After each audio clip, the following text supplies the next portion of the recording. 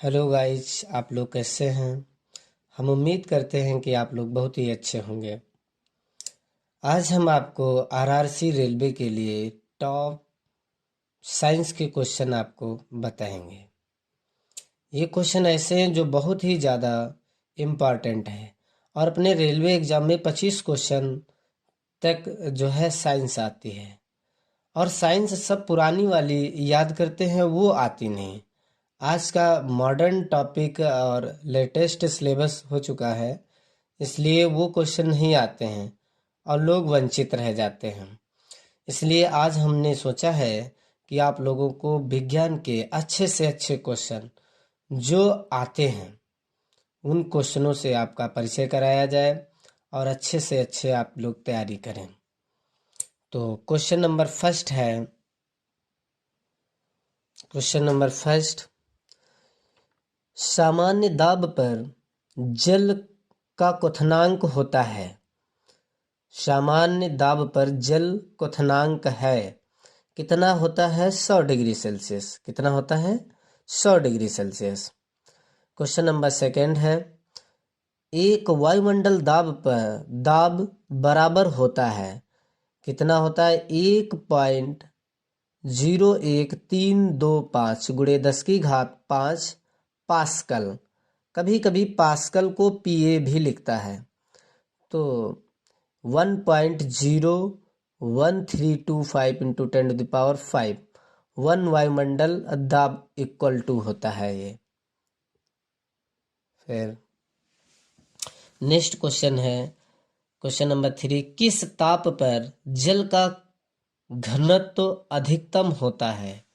तो 4 degree Celsius पर जल का जो घनत्व होता है, डेंसिटी जो होती है, वो अधिकतम होती है। नेक्स्ट क्वेश्चन है, शुष्क बर्फ है। शुष्क बर्फ क्या है? ठोस कार्बन डाइऑक्साइड। शुष्क बर्फ है ठोस कार्बन डाइऑक्साइड। नेक्स्ट क्वेश्चन है, ऊर्ध्वपातन द्वारा शुद्ध किया जाता है। ऊर्ध्वपातन द्वारा शुद्ध किया जाता है, आंसर होगा उसका नौशादर, जिसका फार्मूला होता है NH4Cl, जिसका रासायनिक नाम है अमोनियम क्लोराइड। NH4 को अमोनियम और Cl को chloride, ammonium chloride. Next question है, किसी ताप पर गर्म किए बिना किसी ताप पर गर्म किए बिना द्रव की सतह से यानी द्रव की सरफेस से अणुओं के धीरे धीरे वायु में मिलने की क्रिया को कहते हैं, क्या कहते हैं? वाष्पन। क्या कहते हैं? वाष्पन। नेक्स्ट क्वेश्चन है, पदार्थ की गैसीय अवस्था में होती है। पदार्थ की गैसीय अवस्था में क्या होती है? कौन सी ऊर्जा अधिकतम होती है? तो गतिज ऊर्जा क्या होती है? अधिकतम होती है। नेक्स्ट क्वेश्चन है, जिस ताप पर द्रव का वाष्प दाब वायुमंडलीय दाब के बराबर हो जाता है, उस ताप को कहा जाता है, आंसर है क्वथनांक। क्या कहा जाता है? क्वथनांक। मतलब जिस ताप पर द्रव का वाष्प दाब वायुमंडलीय दाब के बराबर हो जाता है, उस ताप को कहा जाता है क्वथनांक। नेक्स्ट क्वेश्चन है, निश्चित आकार वाले पदार्थ कहलाते हैं, जिनका निश्चित आकार होता है वो ठोस कहलाते हैं। पदार्थ के अणुओं के बीच की दूरी होती है किसमें? गैसीय अवस्था में क्या होती है? अधिकतम। ठोस अवस्था में पदार्थ के अणुओं के बीच की दूरी क्या होती है? न्यूनतम होती है, इसीलिए तो ठोस बनते हैं। और गैसीय अवस्था में जो है अणुओं के बीच की दूरी अधिकतम होती है। नेक्स्ट क्वेश्चन है, पंचतत्व में पदार्थ को कितने भागों में वर्गीकृत किया गया है? तो पंचतत्व में कितने भागों में पदार्थ को वर्गीकृत किया गया तथा उनके नाम भी लिखने हैं कि कौन कौन से पंचतत्व हैं। तो आंसर है 5 भागों में वर्गीकृत किया गया है। पंचतत्व को 5 भागों में वर्गीकृत किया गया। फिर जैसे कौन कौन भाग हैं? जैसे वायु, जल, पृथ्वी, अग्नि तथा आकाश। यानी वायु जल पृथ्वी, अग्नि तथा आकाश। नेक्स्ट क्वेश्चन है, पदार्थ की प्लाज्मा अवस्था विद्युत की सुचालक होती है या कुचालक होती है? ये बहुत ही इंपॉर्टेंट क्वेश्चन है। पदार्थ की प्लाज्मा अवस्था विद्युत की सुचालक होती है या कुचालक होती है? तो ये होती है कैसी? सुचालक। कैसी होती है? सुचालक। नेक्स्ट क्वेश्चन है, ठोस द्रव तथा गैस का उनके अणुओं के बीच घटते हुए आकर्षण बल के क्रम में लिखिए। ठोस द्रव तथा गैस का उनके अणुओं के बीच घटते हुए आकर्षण बल के क्रम में लिखिए। सबसे जो है ज्यादा आकर्षण बल होता है किसमें? ठोस में, उससे कम द्रव में, उससे कम गैस में। तो सबसे ज्यादा आकर्षण बल ठोस में, उससे कम द्रव में, और सबसे कम जो होता है गैस में। नेक्स्ट क्वेश्चन है, दो ऐसे पदार्थों के नाम लिखिए जो ठोस, द्रव तथा गैस तीनों अवस्थाओं में रहते हैं। यानी दो ऐसे पदार्थों के नाम लिखिए जो ठोस, द्रव तथा गैस तीनों अवस्थाओं में होते हैं। आंसर है जल तथा गंधक। जल ठोस में होता है तो जो है बर्फ बनता है, और जल द्रव में भी रहता है और गैस में भी रहता है। गंधक ऐसे ही दिखाता है अपना बिहेव। क्वेश्चन नंबर 15 है, तापमान बढ़ाने पर ठोस पदार्थ पर क्या प्रभाव पड़ता है? यानी तापमान बढ़ाने पर ठोस पदार्थ पर क्या प्रभाव पड़ता है? तो आंसर होगा तापमान बढ़ाने पर ठोस पदार्थ के कणों की गतिज ऊर्जा क्या हो जाती है? बढ़ जाती है। नेक्स्ट क्वेश्चन है, ठोस द्रव तथा गैस में किसकी संपीड़ितता सबसे अधिक होती है? ठोस द्रव तथा गैस में किसकी संपीड़ितता सबसे अधिक होती है? तो आंसर होगा गैस की संपीड़ितता सबसे अधिक होती है। किसकी? गैस की संपीड़ितता। संपीड़ितता का अर्थ होता है कॉन्ट्रैक्शन, कि कॉन्ट्रैक्शन किससे ज्यादा दबाया जा सकता है? तो गैस को ज्यादा दबाया जा सकता है। नेक्स्ट क्वेश्चन है, ऊर्ध्वपातन क्या है? ऊर्ध्वपातन क्या प्रोसेस है ये? तो ठोस पदार्थ का सीधे गैसीय अवस्था में बदलना ही ऊर्ध्वपातन कहलाता है। ठोस पदार्थ का सीधे गैसीय अवस्था में बदलना ही ऊर्ध्वपातन कहलाता है। नेक्स्ट क्वेश्चन है, जल वाष्प की गुप्त ऊष्मा होती है। जल वाष्प की गुप्त ऊष्मा होती है, बड़ा इंपॉर्टेंट क्वेश्चन है। कितना होती है? 540 कैलोरी प्रति ग्राम। 540 कैलोरी प्रति ग्राम। नेक्स्ट क्वेश्चन है, वायुमंडलीय दाब पर जल का क्वथनांक कितने केल्विन होता है? वायुमंडलीय दाब पर जल का क्वथनांक कितने केल्विन होता है? तो आंसर होगा 373 केल्विन हम कह सकते हैं। यानी जल का क्वथनांक, यानी जल का क्वथनांक का मतलब जल कितने डिग्री सेल्सियस पर बॉयल होता है? वो 100 डिग्री सेल्सियस।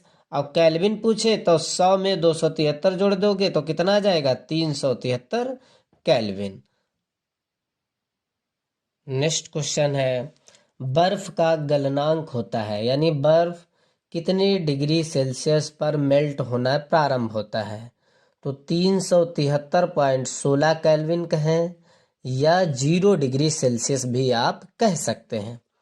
नेक्स्ट क्वेश्चन है, कुछ पदार्थ ऐसे होते हैं जो द्रव अवस्था में परिवर्तित हुए बिना ठोस अवस्था से सीधे गैस में और गैस से सीधे ठोस में परिवर्तित हो जाते हैं।